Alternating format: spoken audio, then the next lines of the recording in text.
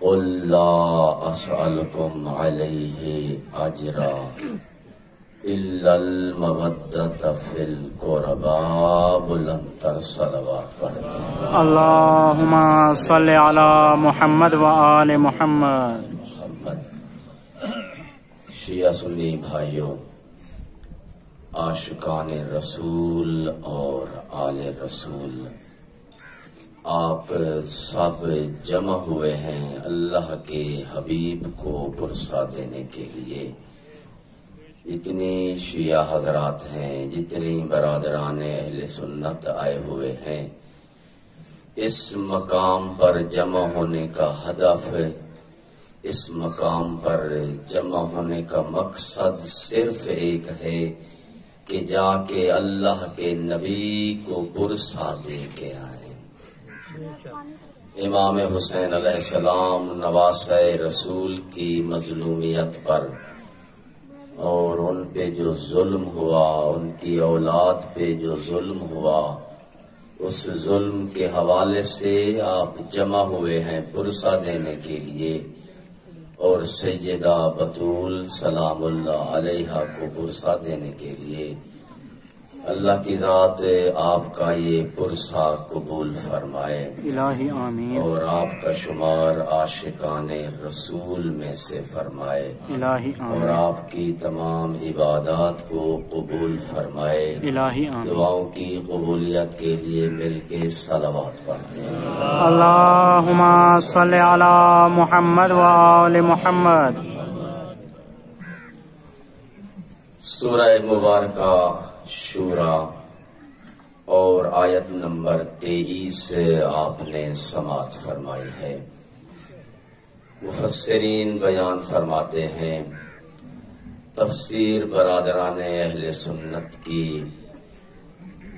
علامہ فخر الدین رازی اپنی تفسیر مفاتیح الغیب، جو کہ تفسیر الکبیر کے نام سے مشہور ہے، اس کے اندر اس آیہ مبارکہ کی تفسیر بیان کرتے ہیں کہ اللہ کے حبیب نے لوگوں کو اسلام کی دعوت دی اور لوگوں نے اسلام قبول کر لیا، لا الہ الا اللہ پڑھ لیا، محمد الرسول اللہ بھی پڑھ لیا، لا الہ الا اللہ پڑھا، لات و منات عزا کو چھوڑا، محمد الرسول اللہ پڑھ کے اللہ کے حبیب کی نبوت کا اعلان کیا، نمازیں پڑھنے لگے، روزے رکھنے لگے، حج ادا کرنے لگے، زکوٰۃ خمس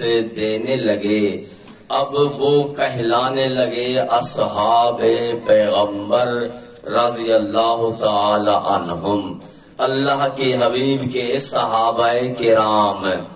اب انہوں نے بیٹھ کر آپس میں ایک میٹنگ کی، ایک مجلس کی، ایک محفل کی۔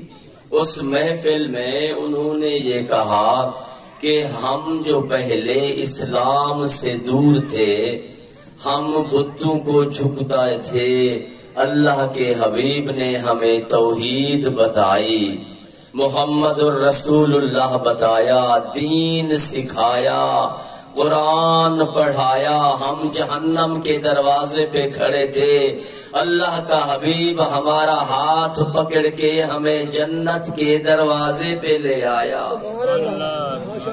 جب اللہ کے حبیب نے اتنی زحمتیں کی ہیں، اتنی محنتیں کی ہیں، تو اب ہمیں چاہیے کہ ہم اللہ کے حبیب کو اس کی محنتوں کا اجر اور صلہ دیں، کیونکہ انہوں نے محنت کی ہے، ہمیں دین سکھایا ہے، ہمیں جنتی بنایا ہے۔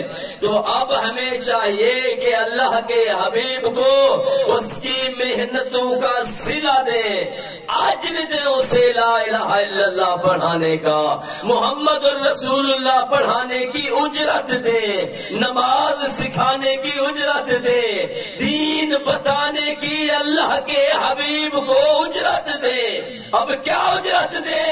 ان میں سے ایک نے کہا میرے پاس سونا ہے میں سونا لے چلوں گا. ایک نے کہا میرے پاس چاندی ہے میں چاندی لے کے چلتا ہوں. دوسرے نے کہا میرے پاس مال و دولت ہے میں مال و دولت لے کے چلوں گا. کسی نے کہا میرے پاس ہیرے جواہرات موتی مرجان ہے میں وہ لے کے چلوں گا. مفسرین نے لکھا اب تمام اصحاب کرام رضوان اللہ تعالی عنہم اپنے وعدے کے مطابق کوئی سونا لے کے جا رہا ہے کوئی چاندی لے کے جا رہا ہے کوئی مال و دولت لے کے جا رہا ہے کوئی ہیرے جواہرات لے کے جا رہا ہے. پہنچے اللہ کے حبیب کے پاس سلام کیا پیغمبر نے جواب دیا اور پیغمبر نے احترام کیا محفل میں بیٹھایا. فرمایا یہ کیا لے آئے؟ کہتے یا رسول اللہ آپ نے جو محنت کی ہے ہمیں دین سکھایا ہے ہمیں کلمہ پڑھایا ہے لا الہ الا اللہ محمد الرسول اللہ سکھایا ہے ہمیں آپ نے جنتی بنایا ہے. ہم تجھے اجر دینا چاہتے ہیں. اجر کیا ہے؟ سونا بھی ہے چاندی ہے مال ہے دولت ہے ہیرے ہیں جواہرات ہے. مفسر لکھتے ہیں پیغمبر یہاں پہ خاموش ہے. جبرائیل امین آیت لے کے اترے یہی قل لا اسالکم علیہ اجرا الا المودۃ فی القربى. فرمایا لا الہ الا اللہ سکھانے کا اجر محمد الرسول اللہ پڑھانے کا اجر نمازیں بتانے کا اجر روزے کے احکام سکھانے کا اجر اور تمہیں جنتی بنانے کا اجر میری آل کے ساتھ مودت رکھنا. تکبیر نعرہ رسالت نعرہ حیدری. تمام آپ عاشقان رسول بیٹھے ہیں عاشقان آل رسول بیٹھے ہیں. فرمایا تمام احکام سکھانے کا اجر الا المودۃ فی القربى. میری آل کے ساتھ مودت رکھنا ہے میری رسالت کا اجر. نماز و تمام اجر رسالت ہے مودت فی القربى. تفسیر کا حوالہ میں نے دیا. برادران اہل سنت کے بہت بڑے مفسر علامہ فخر الدین رازی اپنی اس تفسیر کے اندر بیان فرماتے ہیں فقام بلال. اس مجمع میں سے حضرت بلال رضی اللہ تعالی عنہم کھڑے ہوئے. یا رسول اللہ جب آپ نے بتا دیا کہ آپ کی زحمتوں کا اجر رسالت ہے مودت فی القربى تو اس کا معنی یہ ہے کہ ہماری نمازیں ہمارے روزے ہمارے دین ہمارا احکام ہمارا لا الہ الا اللہ محمد رسول اللہ پڑھنا تب قبول ہوگا جب قربا کے ساتھ مودت رکھے. پیغمبر نے فرمایا نام ہاں بلال بالکل جس طرح میں نے کہا ہے اجر رسالت ہے تب اجر رسالت ادا ہوگا جب میری آل کے ساتھ مودت رکھو گے.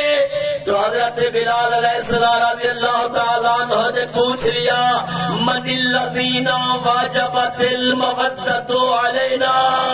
یا رسول اللہ جب اجر رسالت اتنا عظیم ہے آل کے ساتھ مودت رکھنا اتنا عظیم ہے کہ کوئی عمل قبول نہیں ہے تو پھر یہ بھی ارشاد فرما دے کہ وہ کون سی ہستیاں ہیں ان کے نام لے کے بتا دے کہ جن کی مودت اللہ نے ہم پر واجب کی ہے. توجہ میرے ساتھ رہے. یا رسول اللہ یا علی یا علی یا علی حق ہے. یا رسول اللہ نام لے کے ارشاد فرما دے کون سی ہستیاں ہیں جن کی مودت ہم پر واجب ہے. مفسر لکھتے ہیں پیغمبر نے فرمایا اے بلال اچھا ہوا تو نے پوچھ لیا سن لے کہ جن کی مودت اللہ نے واجب قرار دی ہے انا وعلی والفاطمہ والحسن والحسین. فقال رسول اللہ ثلاث مرات. اللہ کے پیغمبر نے 3 دفعہ ارشاد فرمایا کہ جن کی مودت اللہ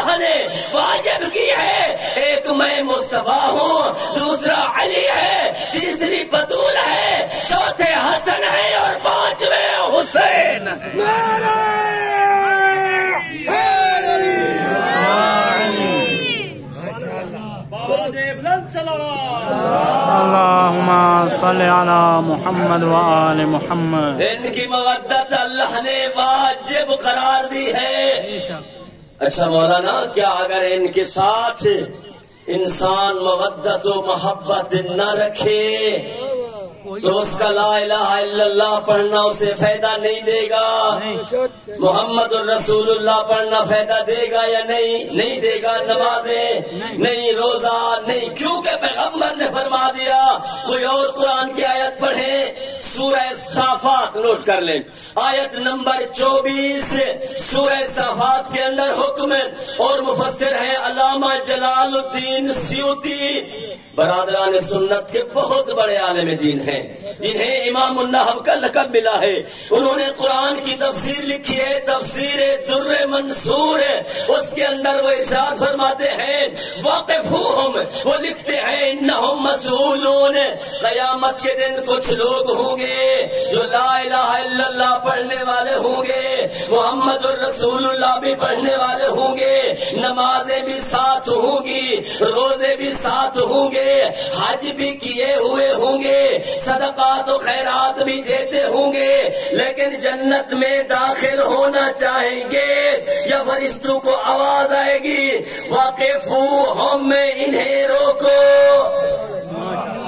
انہم مسئولون، ہم نے ان سے سوال کرنا ہے، ابھی ان سے کچھ پوچھنا ہے. وہ مفسر لکھتے ہیں کیا پوچھا جائے گا؟ انہم مسئولون بولایت علی ابن ابی طالب، ان سے علی کی ولایت کا سوال ہوگا. یہ نمازیں اور روزے تو لائے ہو، آل رسول کی مودت کہاں بھول آئے ہو؟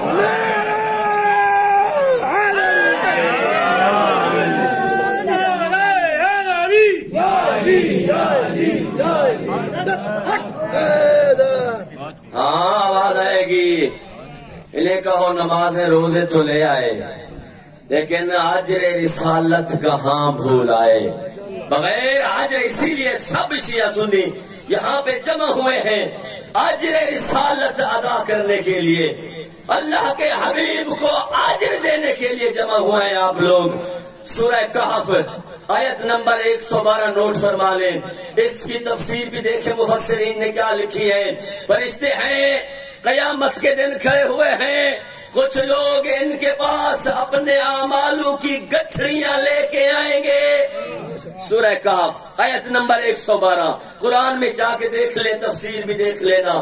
کچھ لوگ آئیں گے بروز محشر اعمالوں کی گٹھڑیاں سر پہ رکھی ہوئی، نمازیں، روزے، حج، زکات، صدقات، خیرات، لا الہ الا اللہ محمد رسول اللہ پڑھنے والے. اور وہ فرشتوں کو کہیں گے اے فرشتوں، ہمارے اعمال کا وزن کرو. ہم نمازیں پڑھتے رہے، صدقات دیتے رہے، خیرات دیتے رہے، پوری زندگی سجدے کرتے رہے، مسجد سے نکلے ہی نہیں، اب ہمارے اعمال کا وزن کرو. قرآن کہتا ہے فرشتے ان کو جواب دے کے کہیں گے لا نقیم لہم یوم القیامت وزنا. قیامت کے دن فرشتے کہیں گے تمہارے اعمال کا وزن ہی نہیں کرنا. یہ نہیں ہے کہ ان کے پاس عمل نہیں ہے. لا نقیم لہم، لا نقیم لہم، ہم قیام نہیں کریں گے، ہم وزن نہیں کریں گے تمہارے اعمال کا. یعنی اعمال ہیں لیکن وزن نہیں کرنا. یہ سوال کریں گے، مفسر لکھتے ہیں کیوں نہیں وزن کرنا؟ فرشتے دیکھ کے کہیں گے ہم نے صرف ان لوگوں کے اعمال کا وزن کرنا ہے جن کے اعمال کے اوپر آل رسول کی محبت کی مہر لگی ہوئی.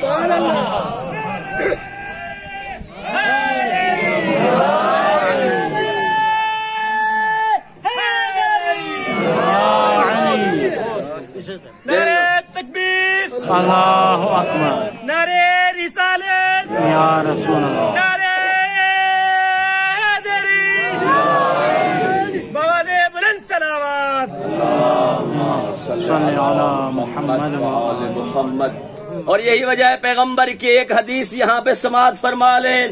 پیغمبر دیکھ کر فرماتے ہیں یا علی ولو ان عبدن عبد اللہ مثل ما قام نوح فی قومہ. اگر کوئی انسان اتنی لمبی عبادت کرے جتنا نوح نے اپنی قوم میں زندگی گزاری، 2500 سال نمازیں پڑھے، 2500 سال روزے رکھے، وَيَحِجُّ أَلْفَ حِجَّةٍ عَلَىٰ قَدَمَيْهِ، 1000 حج پیدل کر کے چلے کرے، 2500 سال نمازیں پڑھے، 2500 سال روزے رکھے، 1000 حج پیدل چل کے کرے، آگے دے کر فرمایا وَلَهُ مِثْلُ أُحُدٍ ذَهَبٌ، اس کے پاس احد پہاڑ جتنی سونا ہو، فَأَنفَقَهُ فِي سَبِيلِ اللَّهِ، اس سونے کو راہ خدا میں لوٹا دے، وَثُمَّ قُتِلَ بَيْنَ الصَّفَا وَالْمَرْوَةِ مَظْلُومًا، پھر صفا اور مروہ کے درمیان مظلوم مارا جائے، وَدُفِنَ مَعَ حَجْرِ الْأَسْوَدِ فِي الْكَعْبَةِ، اور اللہ کے گھر بیت اللہ میں حجر اسود کے ساتھ دفن کر دیا جائے، 2500 سال نمازیں پڑھتا رہا، 2500 سال روزے رکھتا رہا، 1000 حج پیدل چل کے کیا، اور اس کے بعد صفا اور مروہ کے درمیان مظلوم مارا گیا، احد پہاڑ جتنی سونا راہ خدا میں لوٹاتا رہا، بیت اللہ میں حجر اسود کے ساتھ دفن کر دیا گیا۔ پیغمبر دیکھ کر فرماتے ہیں وَلَمْ يَكُنْ فِي قَلْبِهِ حُبَّكَ يَا عَلِي لَمْ يَشُمُّ رَائِحَةَ الْجَنَّةِ، اے علی اگر اس کے دل میں تیری محبت نہ ہوئی جنت جانا دور، وہ جنت کی خوشبو بھی۔ نعرہ حیدری، یا علی یا علی یا علی،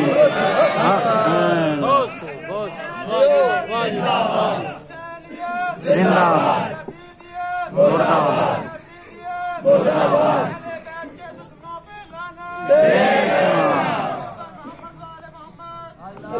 اللہم صلی علی۔ میں آپ کو بتا رہا ہوں کہ آپ عاشقان رسول اور آل رسول یہاں پہ جمع ہیں، آپ کے اعمال کی کتنی عظمت ہے، آپ کے اعمال کی کتنی فضیلت ہے، شیعہ ہو یا سنی ہو، جو بھی نبی اور آل نبی کا عاشق ہے اس کے اعمال کی عظمت ہے۔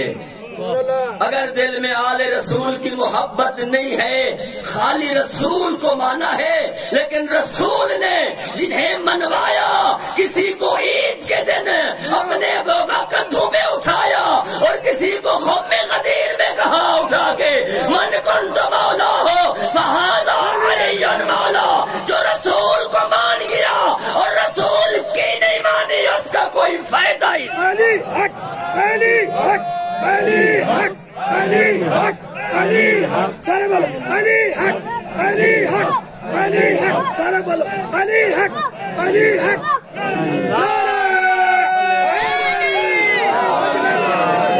فرمایا ما بالا اقوام امتی، دوسری حدیث سماعت فرما لیں، میری امت کے لوگوں پہ ایک ایسا زمانہ آئے گا اذا ذکر ابراہیم وآل ابراہیم، میری امت پہ ایک ایسا زمانے آنے والا ہے کہ جب ان کے سامنے ابراہیم کا ذکر ہو یا آل ابراہیم کا ذکر ہوگا، فارغ ہو وہ خوش ہوں گے اور خوشی منائیں گے۔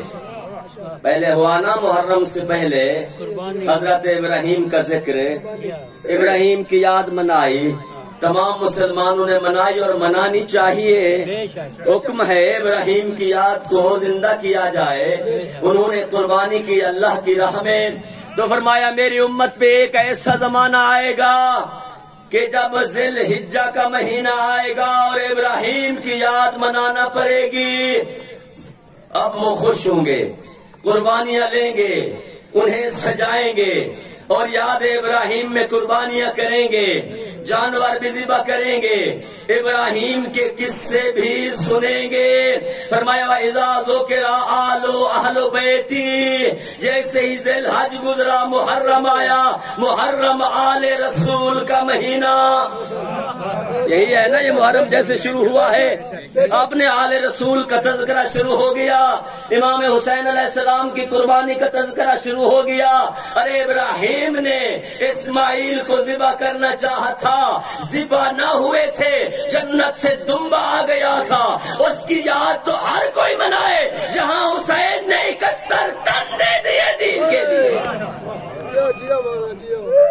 یاد کیوں نہ منائی جائے، اس کی یاد بھی منانا ضروری۔ جیسے وہاں پہ ابراہیم کی قربانی سجی، محرم میں حسین کے تابوت کا سجنا بھی ضروری، ہر حسینی کا حسین حسین کرنا بھی ضروری۔ پیغمبر فرماتے ہیں لیکن میری امت پر ایک زمانہ آنے والا ہے۔ شیعہ سنی بھائیوں میں آپ کو بتا رہا ہوں، ہاں تاکہ آگاہ رہیں۔ فرمایا میری امت پر ایک ایسا زمانہ آنے والا ہے کہ ابراہیم کا نام لیں گے، قربانیاں کریں گے، ابراہیم کے قصے پڑھیں گے۔ فرمایا جب میری آل کا ذکر آئے گا ماہ محرم میں اور میری آل کی قربانی کا ذکر آئے گا، پھر کہیں گے یہاں سے جلوس نہ جائے، یہاں مجلس نہ ہو، وسطن کے زو اپنی ناک سنگوریں گے۔ حسین کا نام لے کر سن کے ان کے چہرے پہ بال آئے گا، مجلس کا سن کے گھبرا جائیں گے، عزاداری کا سن کے گھبرائیں گے، جلوسوں کا سن کے گھبرائیں گے۔ پیغمبر فرماتے ہیں والذی بیدہ نفس محمد، مجھے قسم ہے اس ذات کی جس کے قبضہ قدرت میں مجھ مصطفیٰ کی جان ہے۔ ولو اتی العبد باعمال 70 نبیا، اگر ایسا بندہ جو ابراہیم کا ذکر سن کے خوش ہو، میری آل کا ذکر سن کے گھبرائے، قیامت کے دن 70 نبیوں جتنے عمل کر کے لائے، اللہ کی ذات اس کا ایک عمل بھی قبول۔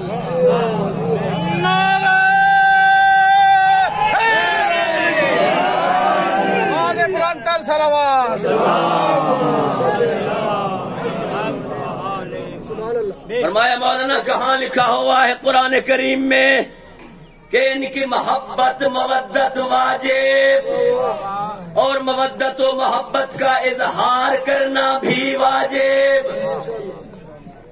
محبت و مودت کا اظہار کرنا بھی واجب۔ سورہ مائدہ اٹھائیں، فرمایا انما ولیکم اللہ، تمہارا پہلا ولی اللہ۔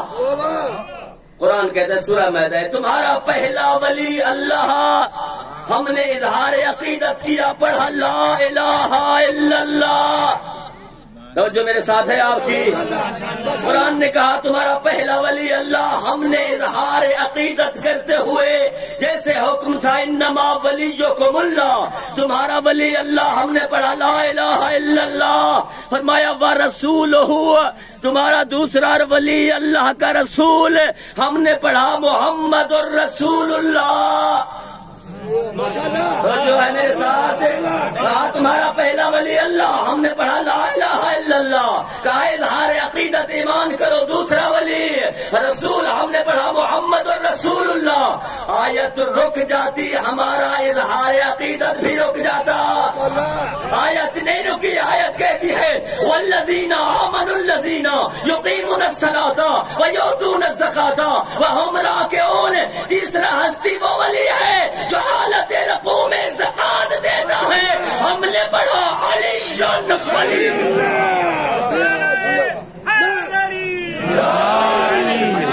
تکبیر، اللہ اکبر، نعرہ رسالت یا رسول اللہ، نعرہ حیدری، حبیب خدا خاتم الانبیاء بلند تر صلوات، اللہم صلی علی محمد۔ ایک ہمارا سماعت فرمائیں، فرمایا انہیں کہہ دو ان کا پہلا ولی اللہ، دوسرا رسول۔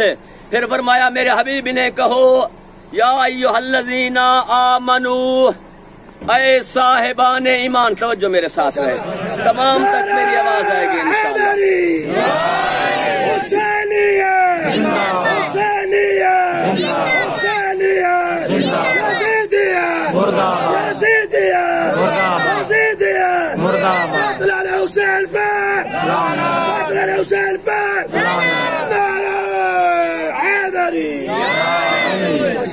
اے میرے حبیب ان کو کہو اے ایمان والو اطیعوا اللہ، اللہ کی اطاعت کرو اور اس سے اظہار محبت کرو۔ اطیعوا اللہ، اللہ کی اطاعت کرو اور اللہ سے اظہار محبت کرو۔ جب اللہ کی اطاعت کا حکم آیا ہم نے پڑھا لا الہ الا اللہ ورسولہ، اے میرے حبیب نے کہو اللہ کے رسول کی اطاعت کرو۔ ہم نے پڑھا محمد الرسول اللہ۔ اب اگر آیت رک جاتی ہمارا اظہار مودت اور محبت عقیدت رک جاتا، جب آیت نہیں رکی تو ہم کیسے رکے؟ اللہ کی اطاعت کرو، لا الہ الا اللہ، اللہ کے رسول کی اطاعت کرو، محمد الرسول اللہ، اولی الامر منکم، اور صاحب امر علی کی اطاعت کرو۔ ہم نے پڑھا علی ولی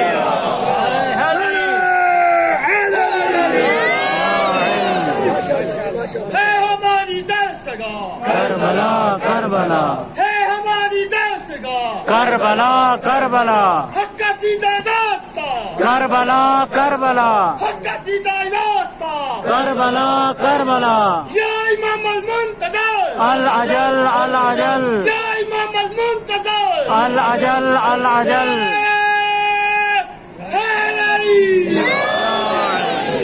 دیکھیں انسان کے اندر سب سے جو بڑی برائیاں ہیں وہ تین ہیں۔ اگر یہ تین برائیاں موجود ہیں تو قرآن اور اللہ کے نبی کا فرمان کہتا ہے عمل کوئی فائدہ نہیں دے گا۔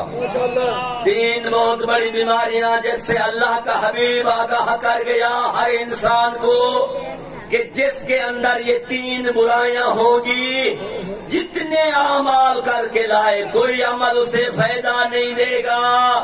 پہلی بیماری اللہ کے حبیب نے فرمایا ان الشرک لظلم عظیم، شرک بہت بڑا ظلم ہے، کیونکہ جو شرک کرتا ہے اللہ کبھی اسے جنت نہیں عطا کرے گا۔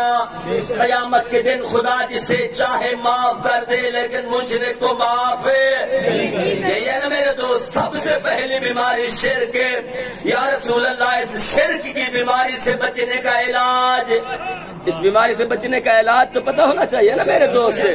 جب اتنا بڑا گناہ ہے کہ اس گناہ کے ہوتے ہوئے کوئی عمل فائدہ نہیں دیتا، توبہ قبول نہیں ہے، جنت حرام ہے، کیا کیسے بچے؟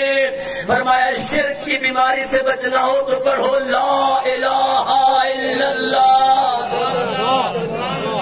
جب بندہ شرک کی بیماری سے بچے لا الہ الا اللہ پڑھے گا، شرک کی بیماری سے بچ کے توحید کے پرچم کے نیچے دوسری بیماری فرمایا دوسری بیماری ہے کفر۔ کفر کا معنی ہے انکار نبوت نبی، آخری نبی کی نبوت کا انکار کرنا۔ میرا سوال ہے اگر کوئی شخص لا الہ الا اللہ پڑھتا رہے لیکن آخری نبی کی نبوت کو نہ مانے، کفر اختیار کرے، جنت میں جا سکتا ہے؟ تمام مسالک کا یہی فتویٰ ہے نا، تمام مسلمانوں کا یہی عقیدہ ہے۔ لا الہ الا اللہ پڑھے، شرک کی بیماری سے بچے، لیکن کفر کی بیماری سے نہ بچ سکے تو وہ بھی جہنم جائے گا، جنت۔ یا رسول اللہ ارشاد فرمائے کفر کی بیماری سے بچنا ہو تو پھر کیا کرے؟ آواز آئے گی پڑھو محمد الرسول اللہ۔ ہر وہ انسان جو محمد الرسول اللہ پڑھتا ہے وہ اس کفر کی بیماری سے بچ جائے گا۔ اب تیسری بیماری فرمایا النفاق، منافقت سب سے بڑی بیماری۔ سورہ منافقون قرآن میں پوری سورہ اتری ہوئی ہے منافقین کے بارے میں، اور پھر فرمایا کہ وہ انسان جو شرک سے بھی پاک ہو جائے، کفر سے بھی پاک ہو جائے، لیکن اس کے دل میں منافقت ہو۔ سورہ منافقون کہتی ہے ان المنافقین فی الدرک اسفل من النار، منافقین جہنم کے آخری تلے میں ہوں گے، سب سے نیچے جو ہوں گے وہ منافقین ہوں گے۔ تو فرمایا پہلی بیماری شرک، اس سے پاک ہونے کے لیے لا الہ الا اللہ پڑھو۔ دوسری بیماری کفر، اس سے بچنے کے لیے محمد اور رسول اللہ پڑھو۔ اور تیسری بیماری منافقت، منافقت سے بچنے کے لیے علی کی ولایت کا اقرار۔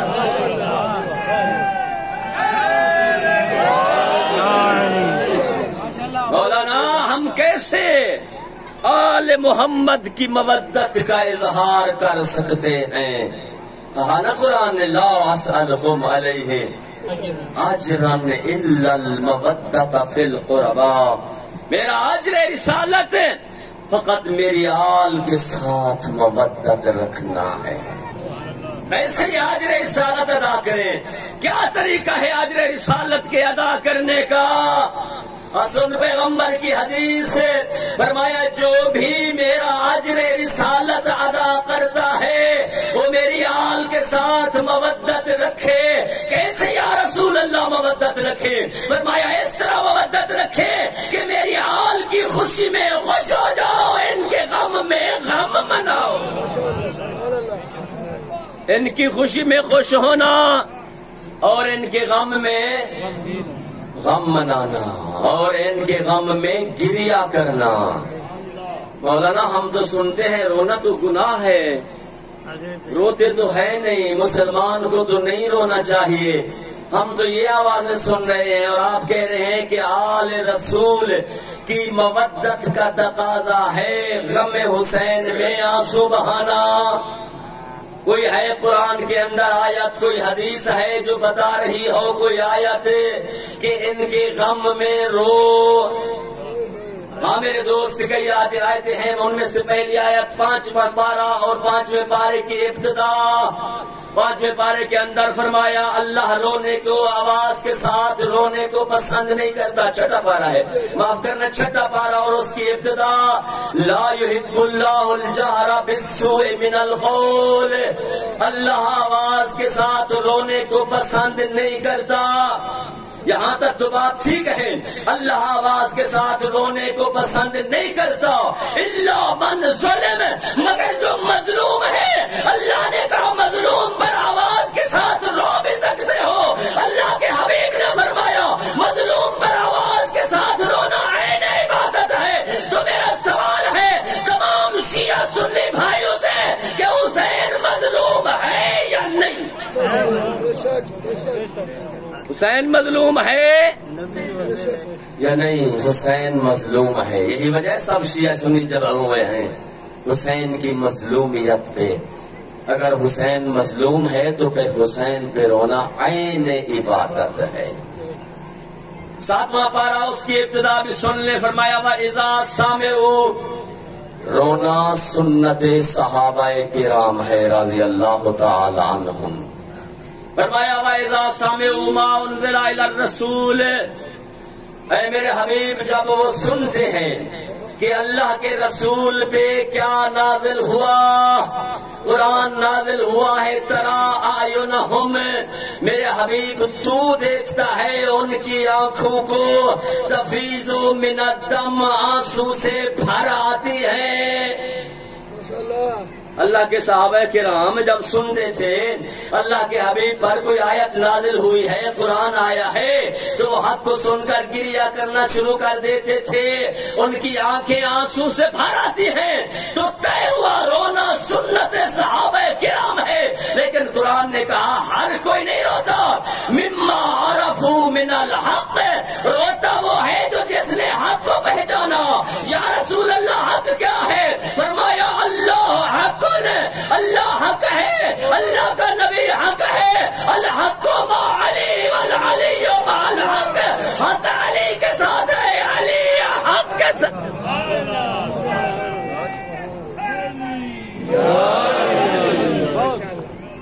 حق علی کے ساتھ ہے اور حق علی کے ساتھ ہے۔ روتا وہ ہے جس نے علی کو پہچانا، روتا وہ ہے جس نے اولاد علی کو پہچانا۔ اگر دنیا اجر رسالت ادا کرتی کربلا میں حسین کا پانی بند نہ ہوتا، اگر دنیا اجر رسالت ادا کرتی کربلا میں حسین پیاسا نہ مارا جاتا، اگر دنیا اجر رسالت ادا کرتی، تاریخ گواہ ہے اگر حسین کو انہوں نے مار بھی دیا تھا تو حسین کو دفن ضرور کر دے۔ عزاداران حسین اب روایت کا جملہ سماعت فرمائیں۔ آخر وقت میرا مظلوم امام آ کے ٹھہرا ہے اور آ کے کہتے السلام علیک یا اختی زینب، زینب بہن حسین کا آخری سلام قبول کرو۔ خیمے سے آواز آئی حسین بھائی خیمے کے اندر چلے آؤ۔ آواز دی زینب بہن میری پیشانی میں تیر لگا ہوا ہے، پیشانی خون سے بھری ہوئی ہے، مجھے ڈر ہے میں خیمے میں آؤں کوئی اور مرے نہ مرے، میری بیٹی سکینہ میری حالت دیکھ کے مر نہ جائے۔ فرمایا نہیں بھیا حسین خیمے میں چلے آؤ۔ عزاداران حسین میرے مولا خیمے میں تشریف لے گئے اور جا کے کہا بہن زینب ایتینی بقمیص عتیق، او زینب بہن مجھے پرانی قمیص لا کے دو۔ عزاداران حسین اب روایت کہتے رو کے کہا بھیا حسین پرانی قمیص کیوں مانگتے ہو، کہو تو جنت سے لباس منگوا دو۔ رو کے فرمایا نہیں زینب بہن مجھے پرانی قمیص چاہیے، وہ میرے مارنے والے کرائے کے لوگ ہیں، وہ میرے مارنے کے بعد میری لاش کی پامالی ہوگی، وہ میں چاہتا ہوں جب تو آئے میرے جسم پہ کپڑا موجود ہو۔ آج رکمال اللہ آزادار اب روایت کہتی ہے سیدہ زینب گئی پرانی قمیص لائی حسین کو پیش کی۔ روایت کہتی ہے پہننے سے پہلے حسین نے ایک عجیب کام کیا، وہ فاتح کہو اس پرانی قمیص کو جگہ جگہ سے حسین پھاڑ رہے ہیں۔ وہ فضا نے دیکھا دوڑتے ہوئے آئی، آگے کہتی ہے علی کی بیٹی زینب وہ مجھے یقین ہو گیا اب تیرا حسین نہیں بچتا، وہ کیونکہ مدینے میں تیری ماں زہرا یہ قمیص سی بھی رہی تھی اور رو بھی رہی تھی۔ میں نے عرض کی تھی سیدادی آقازادی حسین کی قمیص سیدھے ہوئے گریا کیوں کر رہی ہو؟ مجھے کہا فضا وہ جب کربلا میں حسین یہ قمیص مانگے وہ سمجھ لینا میرا حسین لازے کا مہمان ہے، وہ سمجھ لینا بطول کا گلشن اجڑنے والا ہے، وہ باغ بطول میں لوٹی پڑنے والی ہے۔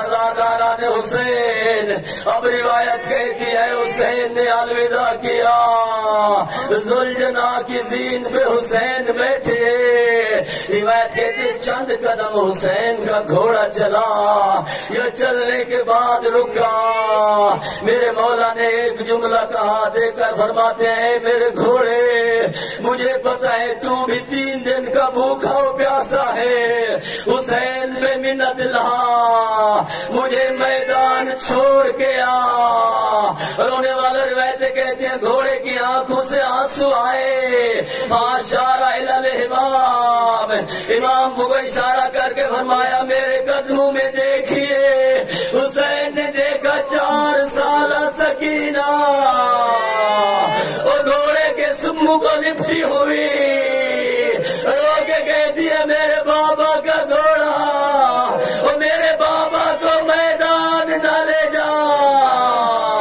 اور صبح سے دیکھتی ہوں جو جاتا ہے زندہ واپس نہیں آتا۔ آزاداران حسین اب مختصر کر حسین نے بیٹی کو الوداع کیا، چلے میدان کی طرف، رونے والوں روایت کہتی ہیں حسین زین سے اترے، ذوالجناح واپس آیا، سکینہ نے دیکھا وہ بابا کا ذوالجناح ہے زخمی ہے، تیر لگے ہوئے ہیں، زین خالی ہے، دونوں ہاتھ ذوالجناح کے گلے میں ڈالے، رو کے کہا میرے بابا کے ذوالجناح میں سمجھ گئی وہ میرا بابا مارا گیا، وہ سکینہ یتیم ہو گئی، مجھے اتنا بتا سو کیا بھی عطشان ہم کو دلا، میرے بابا کو مسلمانوں نے پانی بھی پلایا یا پیاسا مارا۔ عزادارو سیدو معاف کرنا، اب یہ روایت کا آخری جملہ عرض کر رہا ہوں، سکینہ دوڑی، دیکھا لوگوں کا ہجوم ہے، مارو مارو کی آواز ہے، بابا کو تلاش کیا بابا نظر نہ آیا. ایک شخص کے پاس گئی, کہا یا شیخ حل رہے کا بھی, اے شیخ تو نے میرا بابا دیکھا ہے, اور میں حسین کی بیٹی ہوں. اس کمینے نے سکینہ کو تماچا مارا, حسین کی بیٹی زمین کربلا